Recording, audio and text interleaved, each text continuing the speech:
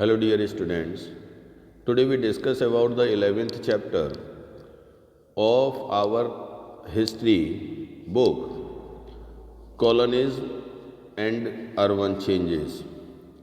Student, इस chapter में हम इस बात का डिस्कस करेंगे कि कॉलोनियल टाइम पीरियड में हमारे इंडिया के अर्बन सेंटर्स में किस किस प्रकार के डिफरेंसेस पैदा हुए और किस प्रकार से ब्रिटिश गवर्नमेंट ने हमारे इंडिया में परिवर्तन किए।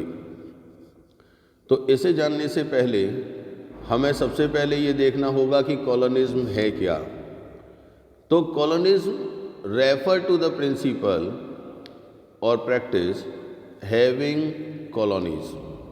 कॉलोनिज्म एक इस प्रकार की प्रैक्टिस है जिसमें एक पावरफुल कंट्री के थ्रू किसी एक वीक कंट्री पर अपना डोमिनेशन क्रिएट किया जाता है। It also refers to the economic, political and social policies. Colonies जिस किसी भी कंट्री के अंदर बनाई जाती है तो पावरफुल कंट्री उस एरिया पर अपना इकोनॉमिक डोमिनेशन, पॉलिटिकल डोमिनेशन और सोशल पॉलिसीज़ को क्रिएट करना शुरू करता है, जिससे वहाँ की संस्कृति, वहाँ की इकोनॉमिकल कंडीशन पूरी तरह से उसका एक्सप्लोटेशन किया जा सके। By which colonies are govern by sovereign country.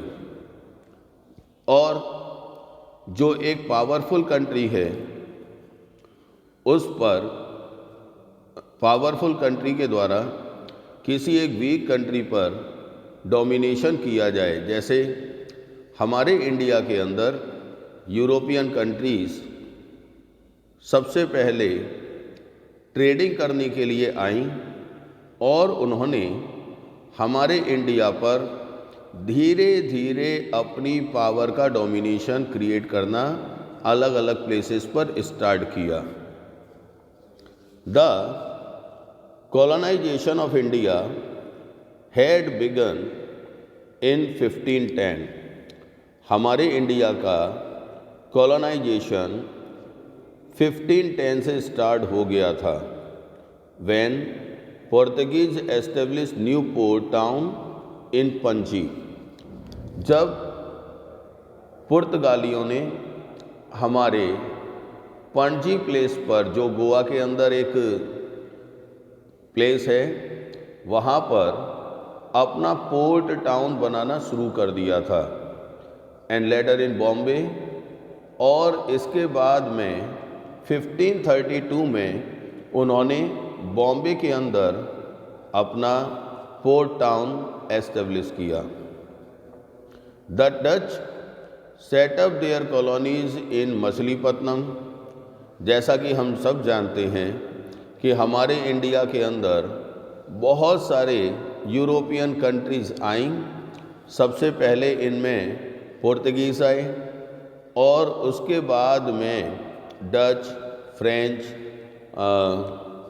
और दूसरी ब्रिटिश, ये सभी यूरोपियन कंट्रीज़ हमारे इंडिया में ट्रेडिंग इंटरेस्ट को लेकर आई थी।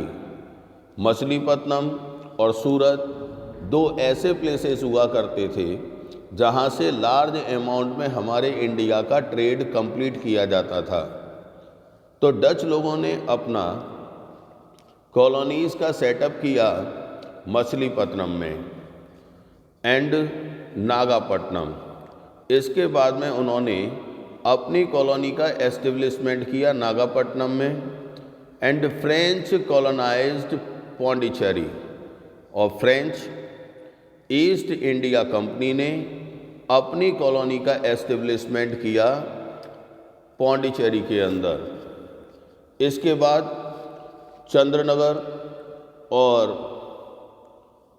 चंद्रनगर को अपना प्लेस बनाया जहाँ पर से वो अपना ट्रेडिंग इंटरेस्ट कंप्लीट कर सके।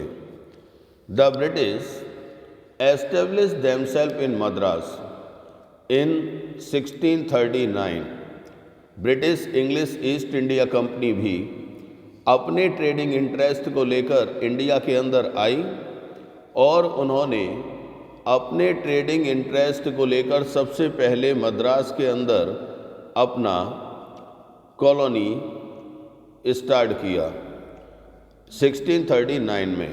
इसके बाद उन्होंने कोलकाता के अंदर अपने ट्रेडिंग को कंप्लीट करने के लिए वहाँ पर अपनी कॉलोनी को एस्टेब्लिश किया। All these European settlement and European presence as traders in many ports in inland cities continue throughout the Mughal period और मुग़लों के टाइम पीरियड तक इस प्लेस पर कॉलोनीज़ की पावर को देखा जा सकता था, but without having any mark impact on the level of the urbanization in India. It is only in the early 19th century हम ये देख सकते थे शुरुआत के 19th सेंचुरी के अंदर that the British establish a firm territorial hold in India. 19th century में ब्रिटिशर्स ने एक मजबूत पकड़ इंडिया के ऊपर अपनी एस्टेब्लिश कर ली थी and India came under the British crown in 1858।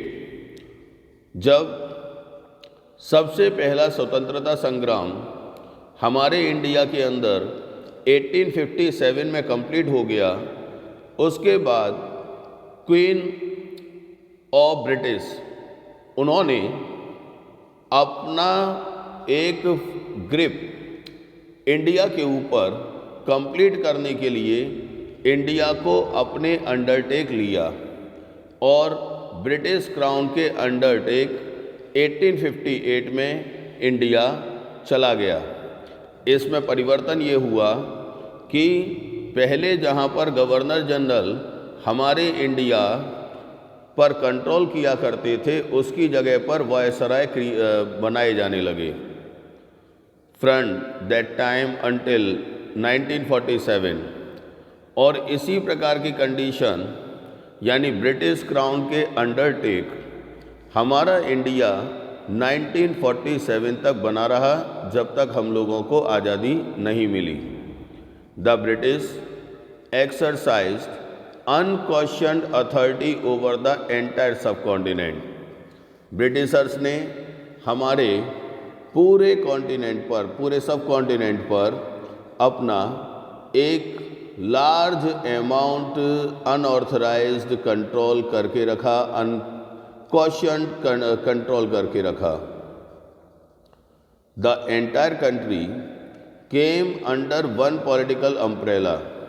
पूरा का पूरा कंट्री हमारा ब्रिटिशर्स के अंडर कंट्रोल उस समय पर हुआ करता था। The course of urbanization after 18th century, हमारे इंडिया के अंदर अर्बनाइजेशन को देखा जा सकता है 18th सेंचुरी के बाद में in all parts of India and determined by the British colonial economic policies and social attitudes. Britishers ने हमारे इंडिया के अंदर इस प्रकार का अर्बनाइजेशन क्रिएट किया जिससे उन्हें लार्ज अमाउंट में बेनिफिट हो सकें। उन्होंने ऐसे प्लेसेस को डिक्लाइन किया जो पहले हमारे इंडिया के अंदर मेन अर्बन सेंटर हुआ करते थे, लेकिन उन्होंने उन दूसरे प्लेसेस को क्रिएट किया। ज़्यादातर ब्रिटिशर्स के द्वारा ऐसे प्लेसेस को डेवलप किया जाता था जहां से लार्ज अमाउंट में वो ओवरसीज ट्रेड को कंप्लीट कर सकें। जैसे सूरत को डिक्लाइन करने के लिए उन्होंने बॉम्बे को क्रिएट किया। ऐसे बहुत सारे उदाहरण ब्रिटिशर्स के टाइम पीरियड के मिलते हैं। इसके बाद अगले टॉपिक के बारे में हम डिस्कस करेंगे अगले वीडियो में।